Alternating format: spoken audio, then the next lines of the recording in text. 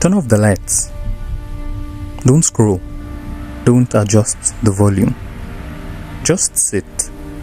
It's just you and me now. Let's not lie tonight. Let me ask you something no one ever asks anymore. When was the last time someone really saw you? Not saw, like they looked in your direction. No. I meant saw you, like they stayed. Like they made room for the messy parts you usually hide. Not the curated version, not the highlight reel, not the polished, likable you that's always careful not to make anyone uncomfortable. The real you. The version that gets overwhelmed in supermarkets. The one that starts spiraling at 2:32 a.m. praying your chest doesn't explode. The one that knows how to make everyone feel safe, but can't remember the last time anyone asked how you slept at night. You don't have an answer, do you? Because people don't realize this. Being misunderstood isn't accidental. It's a strategy, a defense, a habit. You learned it the way some people learn to pray, early, instinctively, like survival. You disappeared in pieces little by little until one day you looked in the mirror and didn't recognize what you were performing anymore. Age 6, you were imaginative. You created whole worlds. Someone laughed. Then you started keeping your worlds to yourself. Age 14, you showed someone your writing. Something close to your ribs. They smiled in that confused way and said, "This is deep."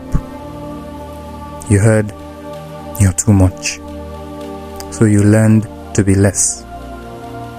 Age 23, you tried to explain what living with a hollow heart felt like. They handed you a Bible or Quran verse with full faith that it could save you, but you were already too deep to hear that.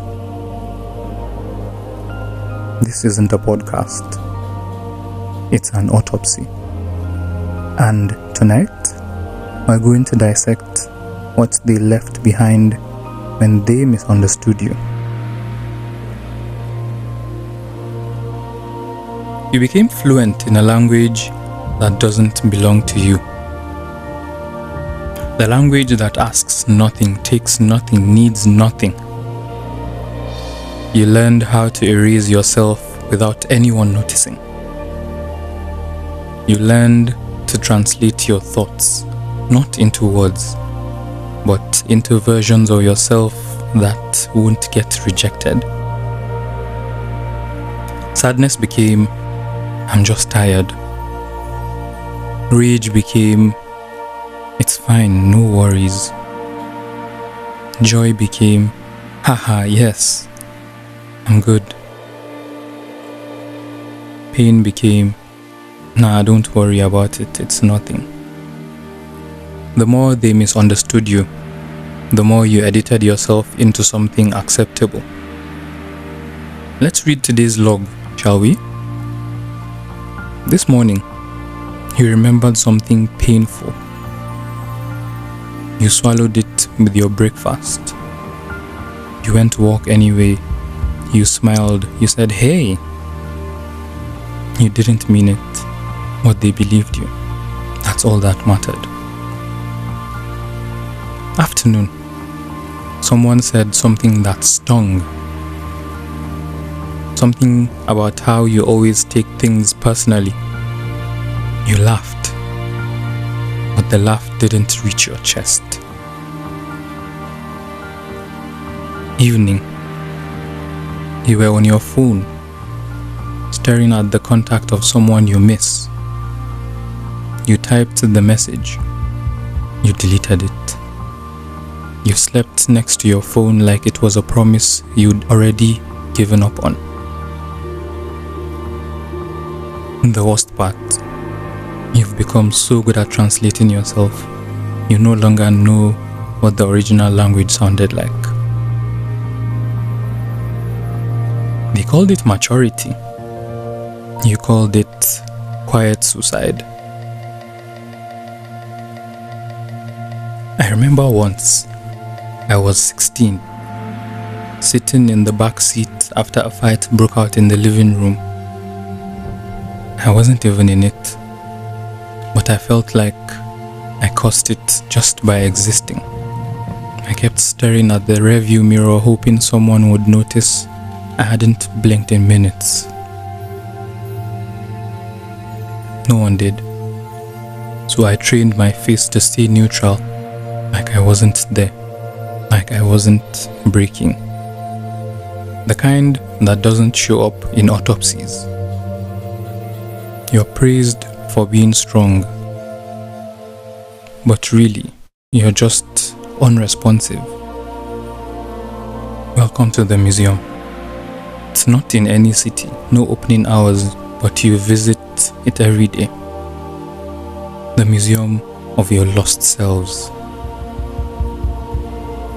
Exhibit A. The version of you that talked too much. It was curious, full of wonder, but it kept hearing, "Why are you always so loud?" It kept quiet. Exhibit B.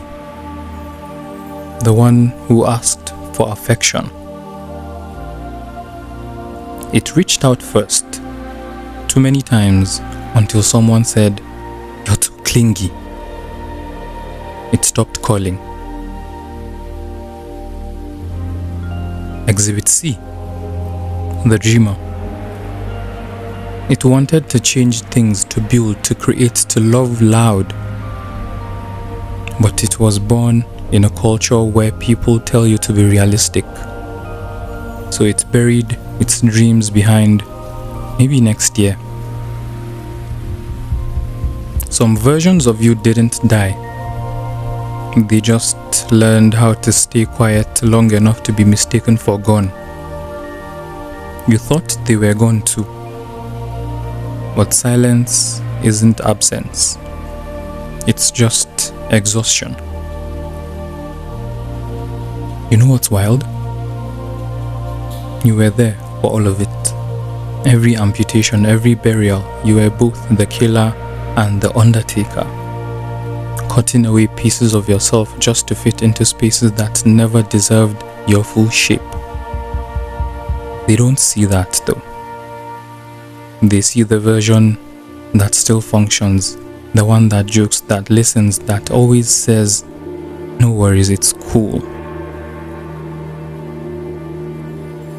You keep going back to that museum like you're searching for something you dropped. But what you're really looking for is permission to come back, to reclaim the parts they told you to kill.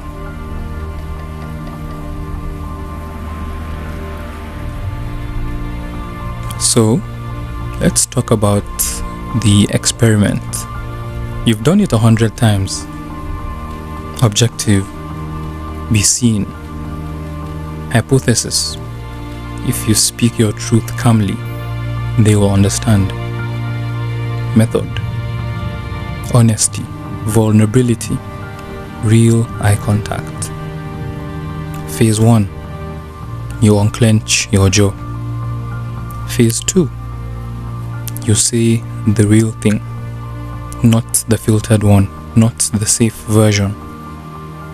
Phase 3, you wait. And you always notice it, that flicker in their eyes, that small twitch that says, "I wasn't prepared for this." Their smile falters, their voice changes, they try to pivot the conversation to something lighter. Guess what I saw on Instagram yesterday? You panic, you retract, you make a joke, you do damage control. Nah, I'm being dramatic. Forget I said anything. You know how I get. They liked the idea of you until the reality came with tremors and unsolvable questions. They weren't unkind. just unequipped. And in that moment, you realize they didn't misunderstand you. They understood you just fine. They just weren't willing to carry it. And now you know. It's not that you're hard to understand. No. It's that most people only want the version of you that makes them comfortable. And so the experiment fails again. But you keep running it because what's the alternative? Being invisible? You already are. Funny thing, yeah? You could walk into a room full of people you love and feel like a rumor. You're the reliable one, right? The helper, the fixer, the one who's always doing fine, even when you're not. And slowly, you start to disappear. Not dramatically, not loudly, just quietly. You say less, you laugh politely instead of loudly. You stop asking for things, you stop expecting reciprocity. You stop hoping they'll see your absence and feel something. And no one notices. Not because they're cruel, but because you trained them that way. You made yourself easy to love, so easy they forget you had edges. We're taught early. Don't raise your voice, don't cry too much, don't question elders, don't be too emotional, don't talk about mental health. It's a Western thing. They told you silence was strength,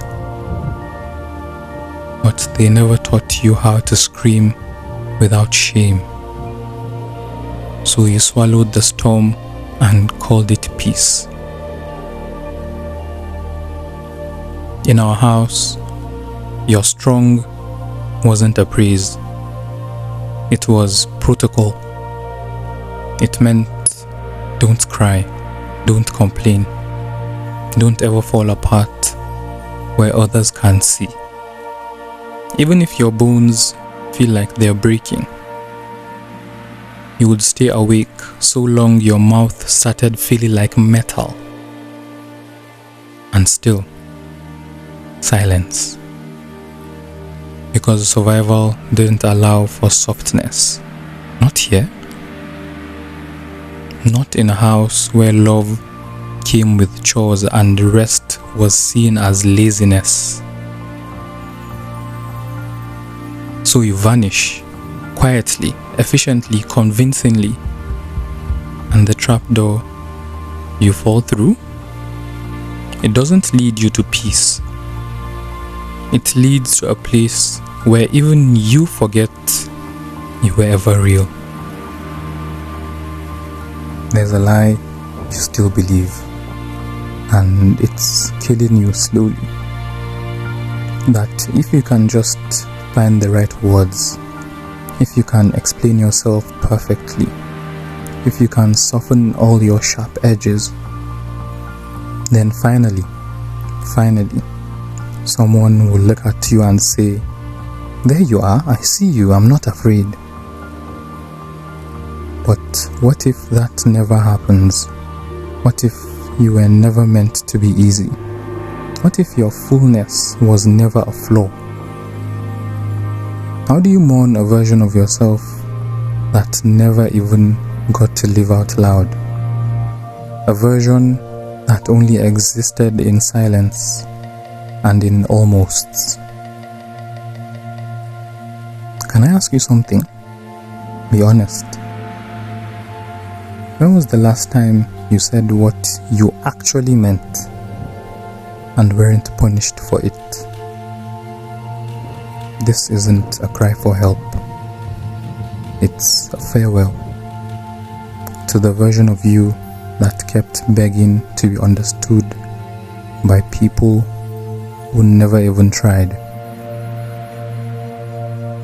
And maybe the most devastating part is that you almost believed them when they made you feel unworthy of being seen. But I see you. All the versions. The loud one, the soft one, the broken, brilliant, angry, gentle, bitter, beautiful, you. And if no one else ever says it, you were worth understanding. Even if they never did. Even if they never will. If you're still here, maybe that's your proof. You never vanished.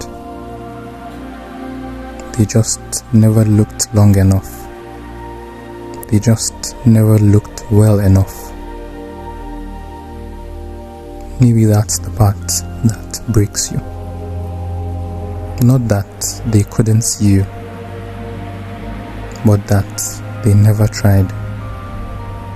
You spent years trying to make yourself visible to people who were never looking in your direction. You handed them your softness like something sacred, and they flinched like it was too loud.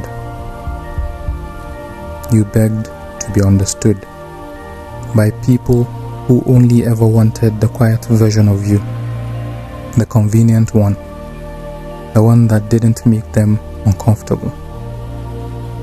So you killed off your loud, you buried your ache, you silenced your brilliance, just to earn a love that never had ears for you. And now, all that's left is the echo of who you had to become, just to be allowed to stay.